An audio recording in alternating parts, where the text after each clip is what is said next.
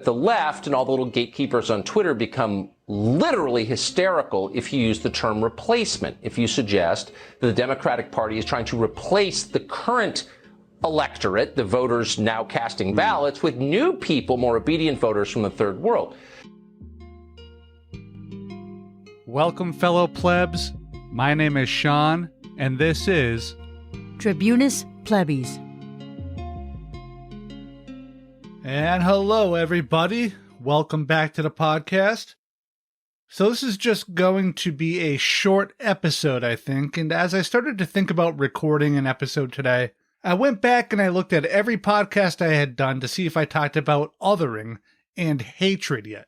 And surely it has come up at various points, but after 51 episodes, it looks like I never fully addressed it head on. So this is what we're going to do today. And the impetus here is the mass shooting that happened on Saturday, May 14th of 2022 in Buffalo, New York. After the shooting, a manifesto surfaced online, which authorities say they believe the suspect wrote. It cited the racist Great Replacement theory, the false idea that whites are being replaced by people of color, and that it will result in the extinction of the white race. This was no other way to describe it than white supremacy terrorism. It's racism, it's hatred. So back when I first started my blog, one of the first articles I put up was sort of a recycled Facebook post. It concerned as, a backdrop to a broader point, the family separations and the kidnappings and imprisonments on the border. Back when that was a news story under Trump. And it's still going on under Biden, the man who helped create these concentration camps, by the way, if anyone's even interested in this anymore. But the broader point of that article was othering and demagoguery. Now, sadly, I feel the need to revisit this idea yet again because of what happened in Buffalo. And it's not that the problems of racism and othering and fear-mongering only happen in Buffalo, or that Buffalo was some extremely unique, example. It's just that it's the most recent. And I'm going to do probably a little rant here before I get, to a more direct discussion of the events in Buffalo, because I think that the context here will be useful. So please stick around. I promise I will do my best to tie this all together if you bear with me. So let's start with the term othering. Othering is the conscious, purposeful process of convincing a group of people that some other group of people are bad. Those people on the other side of the mountain, or more pertinent here, the other side of some relatively arbitrary imaginary line like a river or the ocean, or even the globe, those people are the others. But there is an even more obvious form of othering here, and it's based on physical appearance and culture. These others, according to the demagogue, are the enemy. They are evil. That they are not you. In other words, they are different from us. Us being used as a rhetorical sword here in some way or another. And always included is a warning, a fear-mongering, a threat.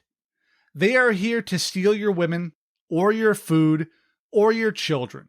Hell, even your country. With the Buffalo shooting, it was, at least in part, a racist conspiracy theory which is popular amongst the alt-right chuds, which states that the governments are complicit in lowering white birth rate and increasing the birth rates of non-whites to replace the white people. Here is current congressional representative Lauren Boebert echoing many of these arguments herself. To top it off, they want to grant amnesty and a path to citizenship to 8 million illegal aliens. Yes, there is definitely a replacement theory that's going on right now. We are killing American jobs and bringing in illegal aliens from all over the world to replace them if Americans will not comply with the tyrannical orders that are coming down from the White House. So, yeah. Current sitting officials are just saying this shit with no fear of recriminations. This is why we should always punch Nazis. And these people like Boebert or, other Trumpites, or people like Tucker Carlson, and we will get to him in a bit, are the people that we should be punching, right in their stupid, weaselly little faces. It's all nonsense, of course, but it seems to be pretty alluring to dumb shits like this monster in Buffalo. It seems pretty alluring to the Trump wing of this country in particular as well, where it has been continually weaponized into a sort of soft white supremacy at the very least.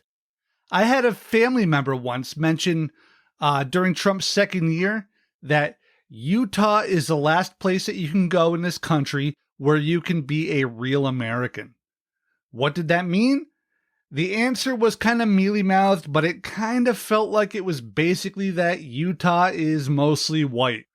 This stuff also seems alluring to conservative Democrats like Pelosi and Schumer as well. Sadly, this sort of fear-mongering is probably as old as people have existed. It probably began as legitimate or semi-legitimate concerns for bands of humans trying to avoid predatory bands of other humans. Then it began to take hold among nomad bands and eventually hunter-gatherers and so on. It was a convenient and maybe a necessary or at least prudent defense mechanism, I guess, or maybe just a way to generate societal approval towards, like primitive colonization, or conversely, a defense from that sort of depraved sort of violence, I guess. If you have a small, rudimentary village at one end of a valley, and there's another similar village at the other end, and there are only so many deer, so many berry bushes, and so much arable land, where would one's mind go, and what legend might it construct of those who live in that other village, and why they are killing the deer you suppose belong to you, and stripping those berry bushes that you believe are yours? You declare them the enemy. And not just an enemy, but a savage, brutal, bloodthirsty enemy. An enemy which wants to replace you, exert their own culture, and rape your wife. Because that makes it easier to club them over the head with a bludgeon as you attack during the middle of the night. So just think about how easy this sort of thinking must be. Resources are limited, that other group is using them as well, and if we have fewer resources, then we might die. So let's go kill them. And people have largely gone along with these ideas. Right, wrong, or some other thing, this fomenting of hatred just worked. It worked very well, in fact. Think about how easy that form of othering was. How easy it was to leverage real-life worries into hatred and death. Now think about how easy it is to slide from something like resource worries into hatred for something like looks, or culture, or religion. But while this may be the oldest, or at least longest running form of this concept, in later years it became something quite different. Well, this is an awkward episode for this, but I guess it needs to be done, so I want to thank Chris for being a day one subscriber on our Buy Me a Coffee page. Sorry it's such a depressing episode, my friend, and sorry that there are no dorks in it that I remember. But seriously, thank you. I truly appreciate your generosity. Your help will really go a long way. If anyone else is interested in supporting our independent commentary here at Tribunus Plebis Media, please consider making a one-time donation or a recurring subscription at our Buy Me a Coffee page. buymeacoffee.com/tribunusplebis. There will also be a link in the description. Thank you, and now back to the episode. Othering, in an American context, goes back to its founding. Othering of black Africans is the real beginning of racism as we know it, actually. Yeah, the sort of racism we had during the slavery period, and right to this day. That didn't really exist before America invented it to justify slave labor. After all, chattel slavery required the literal ownership of one group of people by another. How could one man own another? It made no sense on its face, so a fiction was created. That fiction is a form of white supremacy. That fiction said that black people, people with dark skin, they were not human. They were another species, another race. They were less than. They were animals. They were savage. They were animals sent by God to be owned by white men. And yes, the church absolutely was down with this too. And when I say the church, I really mean the church, like the Pope and shit. This is a man-made concept, and it was made through rhetoric. There is no, natural law here.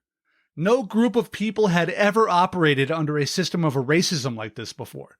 None of this shit was understood this way anywhere else in the world. Nobody had historically cared that much about skin color. So the white plantation owners, Southern politicians, and preachers, and to be fair, it wasn't all Southerners or just Southerners, but we all understand about slavery here. Let's not, goof around with each other. But these planters and politicians and preachers and so on, they developed the rhetoric. The rhetoric of the white men being the superior race and the black men being inferior. It was developed in search of capitalist profiteering. That's really the core of it. After all, what wage is cheaper than free? They said it, they repeated it, and they eventually believed it. And their audience believed it too. They eventually bought it hook, line, and sinker. And it continues on through the years, through 100 different ways in dozens of different groups. Asians came here to build the railroads. They were dehumanized. Irish came here to escape the potato famine, and weirdly enough, they were considered black, or almost black. They were one step removed from animals. Italians, Jews, and Germans, they faced similar prejudices.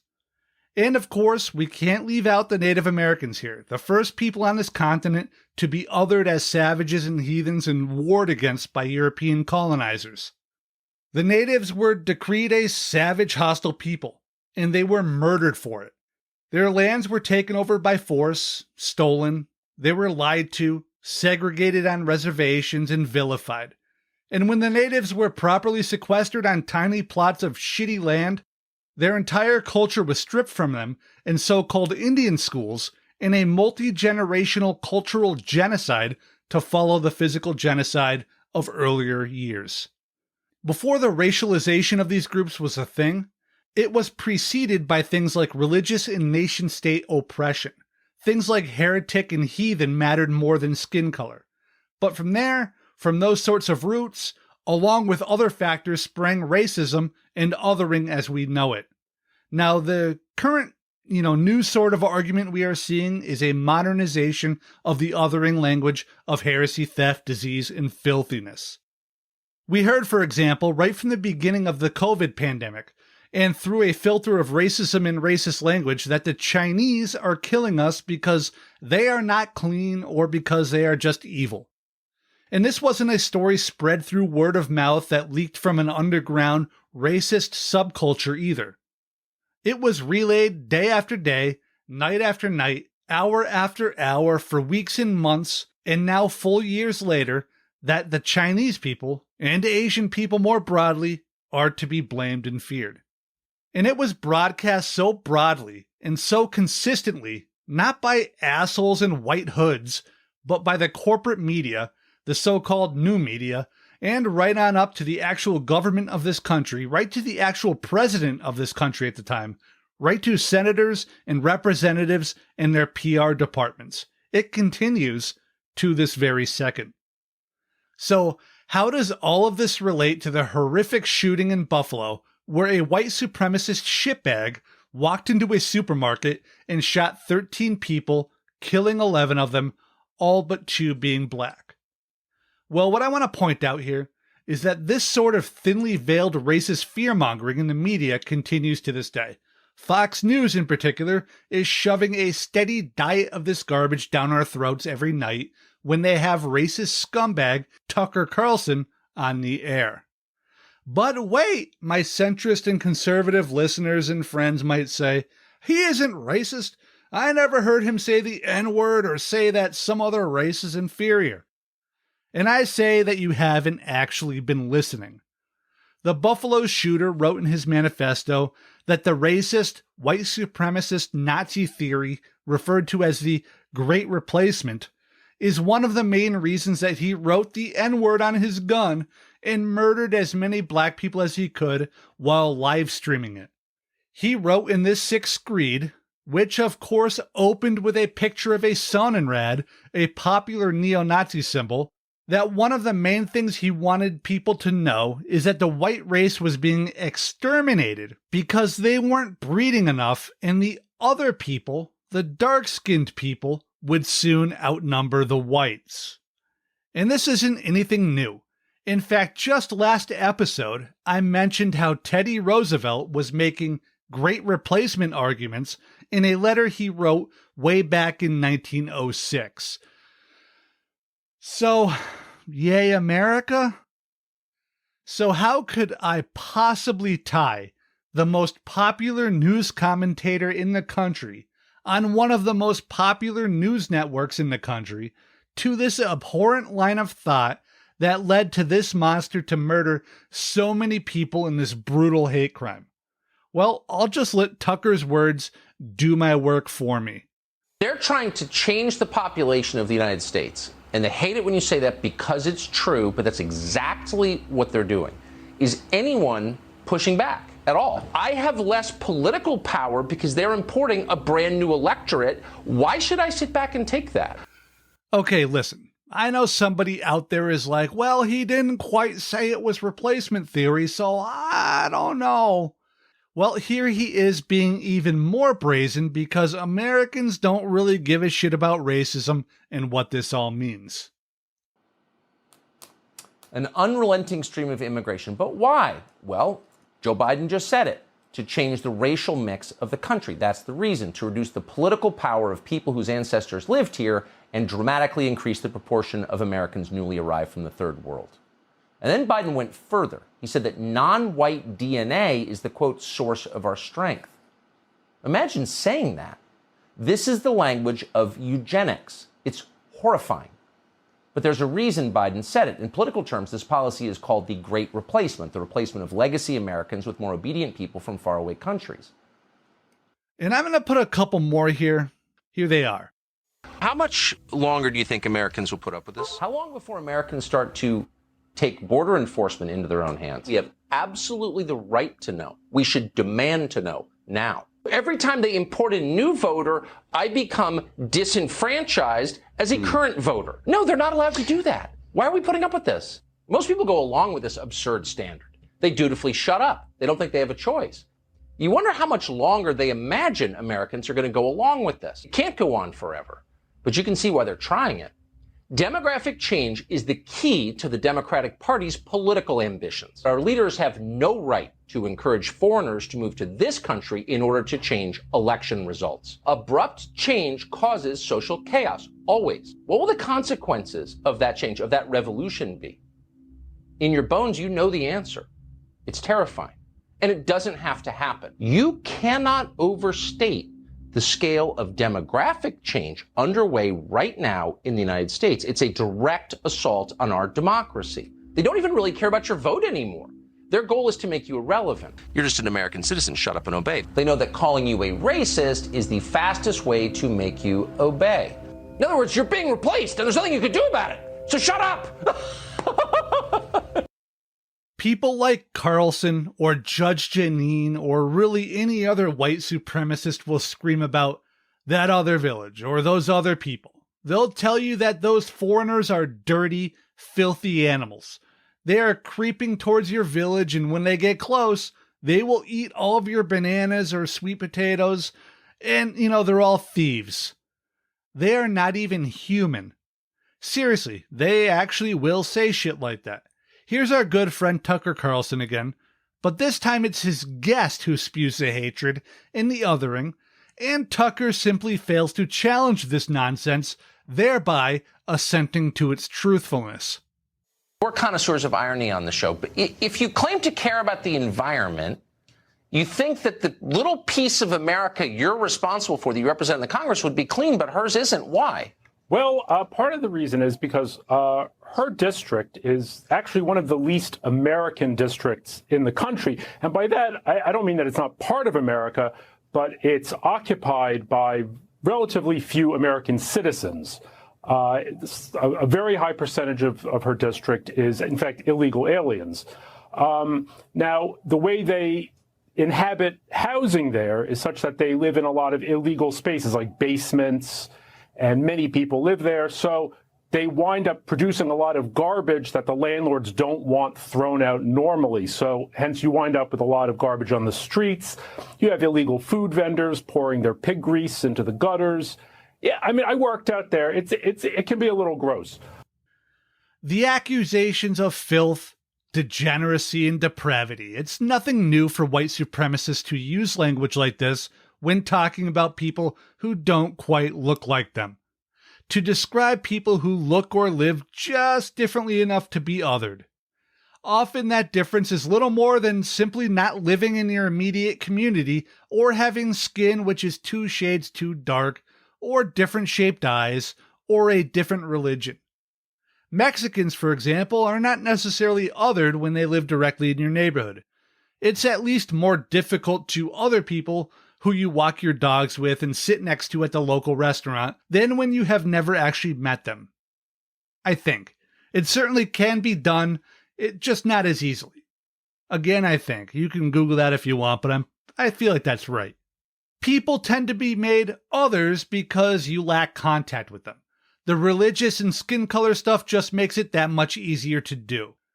When Mexicans become rapists and murderers, it dehumanizes an entire group of people into something other than whatever you think of yourself as. Often these terms are used with a wink and a nod. People don't say, those Mexicans are thieves. They say, thieves are pouring over our border, and then wink and nod to the audience. We all know who those people are, right? Wink, wink. And before I continue, I need to tell you something. Those people coming over the border, they are stealing your jobs. Now, who did you think of? I bet they were probably brown and not a big presence in your neighborhood. Was I right? This is how othering works. When a group of families traveling in a large group towards the United States, the caravan we heard about a couple years ago, and the President of the United States gets behind a podium and uses words like invasion and questions whether they are diseased, he is othering. And he's kind of nodding towards that great replacement stuff again. He is manipulating people into viewing these huddled masses as enemies, as attackers. He is sending the military to the border to protect us from these invaders. He doesn't send the military because the country is actually under threat. He sends it to reinforce the racist narrative. When Trump and his administration used words like criminal, rapist, thieves, and animals, or words like infest and invade, they were not being flippant. They were being calculating, constantly dehumanizing, making these other humans less human, making them enemies through purposeful use of powerful language. This is the goal. This is white supremacy. This is the sort of poison that fed that killer in Buffalo. Friends and neighbors don't invade. Criminals and rapists do.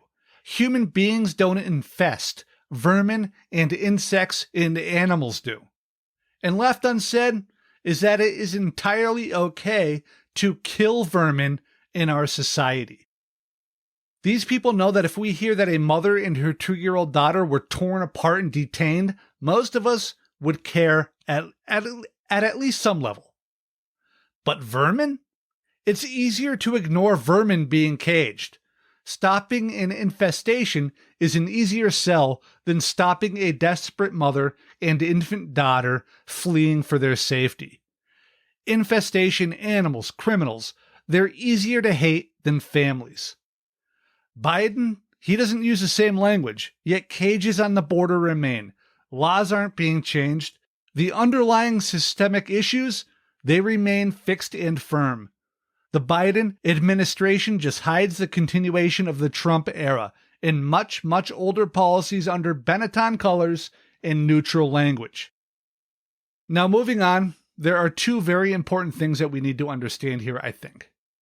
The first is that this is all not a mistake. Othering is not a side effect. This language that came from the Trump White House and its allies was purposeful and intentional. Foreigners were not and are not being othered accidentally. They are being targeted. That administration understood that words mattered, and they used them to manipulate us in a very precise manner, to fear and to hate. In much the same way, the Biden administration understands these concepts as well. They're just good at switching from blatantly racist and xenophobic language to a more liberally acceptable legalese. The language of neo-Nazis, fascists, and white supremacists are not mistakes either, which is pretty obvious, I suppose, but they use the same tactics. The tactics are so close, by the way, that it's not easy and probably not even possible to tell whether the out-and-out racists are borrowing from our political parties or vice versa. The other thing that's hard to tell here is whether or not either of those things is actually different from the other one. And that's a pretty goddamn scary thing to think about. And continuing off that, the language which Tucker uses is not a mistake. It's intentional. In fact, one of his writers was fired a while back for going on racist rants on social media. These are the sorts of people he hires to help him write his monologues, okay? This is not a mistake. It's not poor word choices. It's not coincidence. Tucker Carlson actually believes these things, and he wants his listeners to believe it as well. Allegedly. The second thing we need to understand here is that this sort of language, these dog whistles, and these news anchors like Tucker Carlson actually just using terms like Great Replacement and using all of the related rhetoric in their television shows, it leads to hatred and fear and violence amongst their audience. 13 innocent souls in Buffalo learned just how deadly such messaging can be this past Saturday. Those who currently hold power understand the issues in this country. They know who is afraid of which genuine issues, and they know where they live. They understand how to leverage these real present fears through language into distrust and hate, and they are doing it. The demagogues use this dangerous, hateful rhetoric to cast blame upon the others being whichever convenient, faraway group they can find. People who the demagogue others don't look like those he speaks to. They have a different culture, worship a different god, and maybe even wear different hats. The demagogue vilifies and labels and demeans. The demagogue does it over and over again until it feels true to his audience. The target audience begins to disassociate and hate whoever is being othered. Then the distrust and hatred begins to feed itself, sadly, through the very technology that was supposed to unite our disparate communities. The hate then metastasizes into full-blown cancer. Othering results in death. It results in the brutal, hate-fueled massacre of 11 beautiful human beings in a Pennsylvania synagogue by a white supremacist. It ends with the murder of 45 loving people and the wounding of 35 more in Christchurch, New Zealand by a white supremacist. Othering has soldiers with rifles being sent to our southern border to resist the invasion of immigrants legally seeking asylum. Othering leads the suffering to blame others who are suffering for their own pain. It also leads to those suffering people to attack those who they have been convinced are harming them. Othering and the spreading of Great Replacement bullshit in our most popular network news show leads directly, not in a roundabout way, but directly to an 18-year-old white supremacist walking into a Buffalo supermarket with the N-word scrawled on his gun, where he live-streamed his murderous hatred and the deaths of multiple people of color. Allegedly. We need to understand this concept of othering, and both the popularity of and the hatred behind stuff like the Great Replacement theory, because we need to fight it with everything we have. We need to fight it to protect ourselves from its effects, and we need to fight it to protect our communities from its insipid creep. It's no longer acceptable to say, "Oh boy, isn't that terrible what that guy said?" No, it's time to fight back. These murderous goons don't deserve to be debated or platformed or talked to. Punch supremacists, punch racists, and punch Nazis. And that, my friends, is the end of the episode. If you like what we do here at Tribunus Plebis Media, please consider subscribing or making a one-time donation on our Buy Me a Coffee page. Also, please don't forget to subscribe to the YouTube channel. Just search Tribunus Plebis Media and it'll pop right up. Also, if you're listening on Apple, please rate and review. It's really one of the best ways that you can help us. Also, if you like the episode, please share it on social media and everything. I guess that's it. This one's kind of depressing. These stories they're really like gut punches, but I guess we got to cover them. So that's it, guys. Thank you very much. I love you all.